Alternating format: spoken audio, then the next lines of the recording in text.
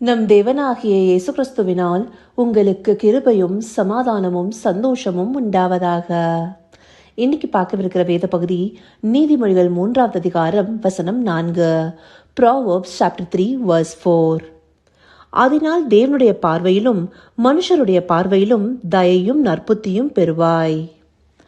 இந்த வசனத்துல சொல்லப்பட்டபடி தேவனுடைய பார்வையிலையும் மனுஷனுடைய பார்வையிலையும் தயை, அதாவது ஃபேவர் கிடைக்கிறதுங்கிறது ரொம்ப முக்கியமான ஒன்றா இருக்கு. அதுவும் விசுவாச பிள்ளைகளுக்கு அவங்களுடைய காரியங்கள் அனுகூலமா வாய்க்க பண்ணுகிறதுக்கு முதலாவது தேவனுடைய பார்வையிலும் அதே போல மனுஷனுடைய பார்வையிலும் தயை தேவைப்படுது.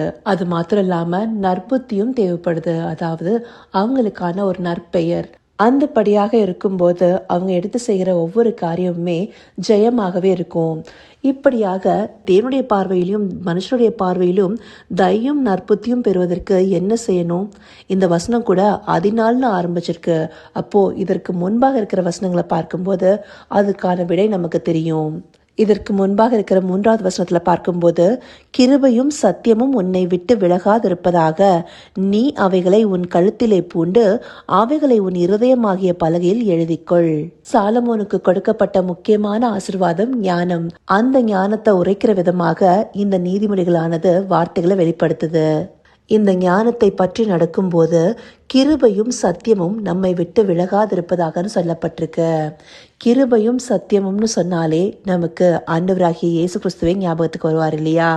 யோவான் 1:14 வசனம் சொல்லுது, அந்த வார்த்தை மாம்சமாகி கிருபையினாலும் சத்தியத்தினாலும் நிறைந்தவராய் நமக்குள்ளே வாசம் பண்ணினார். அப்படியாக ஆண்டவராகிய இயேசு கிறிஸ்துவே வார்த்தை தெய்வமா இருக்காரு. அவரே கிருபையினாலும் சத்தியத்தினாலும் நிறைந்தவரா இருக்காரு. அப்படியாக அவர் நமக்குள்ள வாசம் பண்ணுவதற்காகவே வந்திருக்கிறாரு. அவர் விசுவாசத்துல பற்றுக்கொண்டு நடக்கும்போது கிருபையும் சத்தியமும் நம்மை விட்டு விலகாது இருக்கும். அவரே வார்த்தை தெய்வமா இருப்பதனால அந்த வார்த்தைகளை நம்முடைய இருதயமாகிய பலகையில எழுதி கொள்ளும் போது நாம சரியான வழியில் நடத்தப்படுவோம்.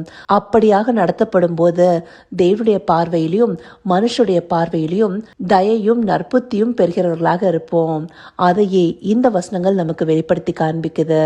வார்த்தை தெய்வமாகிய அவர் இந்த பூமியில மனுஷகுமாரனா பிறந்து வளர்ந்த போது அவர் இதுல விருத்தி அடைந்தவராக இருக்காருன்னு சொல்லி லூக்கா 2வது அதிகாரம் 52வது வசனமும் நமக்கு காண்பிக்குது. இயேசுவானவர் ஞானத்திலும் வளர்த்தியிலும் தேவ கிருபையிலும் மனுஷர் தயவிலும் அதிகமாய் விருத்தி அடைந்தார். அப்படியாக கிருபையும் சத்தியமும் நிறைந்தவரான அவர் எப்படி விருத்தி அடைந்தாரோ விசுவாசத்தின் மூலமாக அவருடைய சாயலை நாம தரித்துக் கொள்ளும் போது நாமும் இதில் விருத்தி அடைபவர்களாக இருப்போம். ஆண்டவராகிய இயேசு கிறிஸ்து மூலமாகவே நமக்கும் தேவனுக்கும் மத்தியில் இருந்த தடுப்பு சுவர் நீங்கியது. கிறிஸ்து எனும் ஜீவ வார்த்தைய இருதயமாகிய பலகையில எழுதி கொண்டவர்களாக இருக்கணும். அப்படியாக இருந்து இந்த அதிகாரத்தின் 5வது வசனத்திலையும் 6வது வசனத்திலையும் சொல்லப்பட்டபடி நம்முடைய சுயபுத்தியின் மேல சாயாம முழு இருதயத்தோட கர்த்தரின் பேர்ல நம்பிக்கையா இருந்து நம்முடைய வழிகள் எல்லாம் அவர் நினைத்து கொள்ளும் போது நம்முடைய பாதைகளை அவர் செவ்வைப்படுத்துகிறவராக இருப்பார். அப்படியாக நம்மை முழுவதுமாக தேவனிடத்துல ஒப்பு கொடுத்து அவருடைய கிருபையும் சத்தியமும் நமக்குள்ளார நிலைத்திருந்தா இவை எல்லாவற்றையும் தேவன் நமக்கு வாய்க்க பண்ணுவாருங்கிறத இந்த வார்த்தைகள் மூலமா காண்பிக்கிறாரு. இதை காண்பித்த தேவனுக்கு நாம நன்றி செலுத்துவோமா? கர்த்தாவே, தேவாதி தேவனே, உமக்கே இந்த வேளை நன்றி செலுத்துகிறோம் ராஜா. அப்பா, எங்களுடைய வாழ்க்கையின் நடைகளை வாய்க்க பண்ணுவதற்கு தேவனுடைய பார்வையிலையும் மனுஷனுடைய பார்வையிலையும் தயையும் நற்புத்தியும் பெறுவதற்காக கிருபையும் சத்தியமும் நிறைந்தவராய் இருக்கிற உண்மையே எங்களுடைய இருதய பலகையில நாங்கள் காத்து கொள்பவர்களாக இருக்கணும் தகப்பனே. ஆம் ராஜா, நீரே ஜீவ வார்த்தையாக இருக்கிறீங்க. யோவான் 1 வசனத்துல சொல்லப்பட்டபடி ஆதியிலே வார்த்தை இருந்தது, அந்த வார்த்தை தேவனிடத்தில் இருந்தது, அந்த வார்த்தை தேவனாய் இருந்ததுன்றபடி அந்த வார்த்தையானவர் எங்களுக்குள்ளார வாசம் செய்யும் போது அவருடைய வழிகளை நாங்கள் நடக்கும் போது எங்களுடைய சுய புத்தியின் மேல் சாயாமல் எங்கள் முழு இருதயத்தோடும் உம்மை நம்பி இருந்த எங்களுடைய வழிகள் எல்லாம் உமக்கு ஒப்பு கொடுக்கும் போது நீர் எங்கள் பாதைகளை செவ்வைப்படுத்துவீங்க.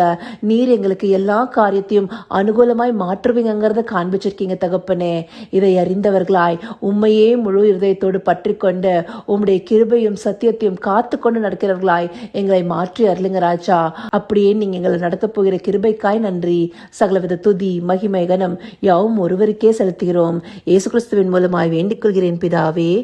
ஆமேன், ஆமேன்.